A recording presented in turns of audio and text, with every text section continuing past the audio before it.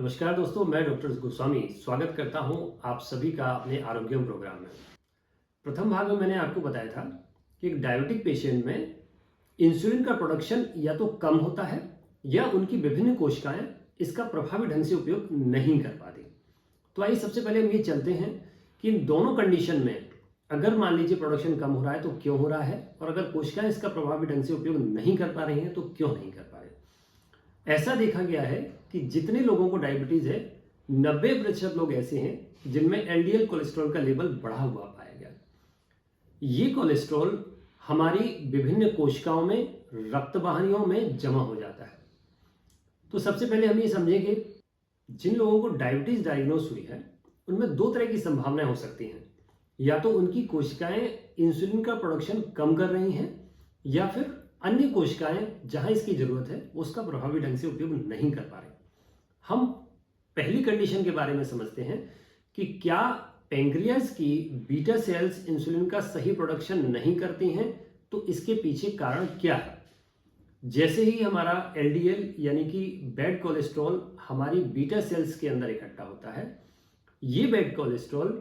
Pancreas की beta cells को insulin को सेल्स से बाहर निकलने से रोकता है। साधारण शब्दों में हम लोग ये समझ सकते हैं कि बीटा सेल्स हमारा इंसुलिन का प्रोडक्शन कर रही हैं, लेकिन जब तक ये इंसुलिन बीटा सेल से बाहर निकल के रक्त वाहिनियों में नहीं आ पाएगा तब तक विभिन्न कोशिकाओं में जहां इसकी जरूरत है वहां नहीं पहुंच पाएगा। ये एलडीएल कोलेस्ट्रॉल बीटा सेल्स के अंदर जमा हो जाता है और ये बीटा सेल्स की सेल मेम्ब्रेन को डिस्टर्ब कर देता है, जिस वजह से बीटा सेल्स इंसुलिन का प्रोडक्शन तो करती हैं लेकिन ये वहां से निकल के हमारी रक्त वाहिनियों में नहीं आ पाता।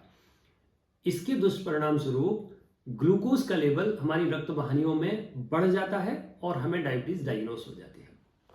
दूसरी कंडीशन ये होती है कि ये इंसुलिन बीटा सेल से बाहर तो निकल आया,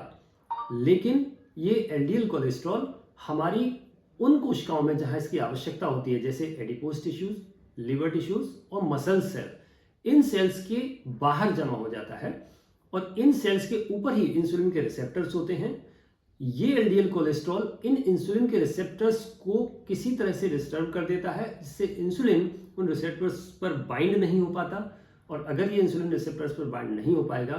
तो ग्लूकोज को अंदर ले जाने वाले जो पोर्स होते हैं वो ओपन नहीं हो पाते और ये ग्लूकोज हमारी रुधिर वाहिनियों में, रक्त वाहिनियों में ही रह जाता है। और जब हम डायग्नोस कराते हैं तो हमारे शरीर में ग्लूकोज का लेवल बढ़ा हुआ आता है और हमें डायबिटीज डायग्नोस हो जाती है। साधारण शब्दों में हम इसको ऐसे समझ सकते हैं कि बीटा सेल्स में एलडीएल कोलेस्ट्रॉल बढ़ने की वजह से इंसुलिन बाहर नहीं आ पाता, एक कंडीशन ये हो सकती है। दूसरी कंडीशन ये हो सकती है कि ये इंसुलिन बाहर भी आ जाए लेकिन जहां इसकी जरूरत होती है,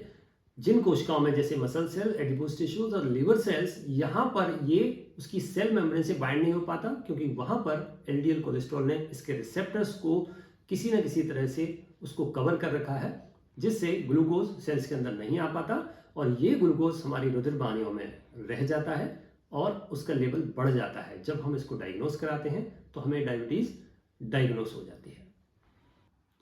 हमारे शरीर में ये बैड कोलेस्ट्रॉल यानी कि एलडीएल कहां से आता है, इसको शरीर से कैसे रिमूव किया जाए और फिर से एक डायबिटिक पेशेंट कैसे स्वस्थ व्यक्ति की तरह जिंदगी जी सकता है,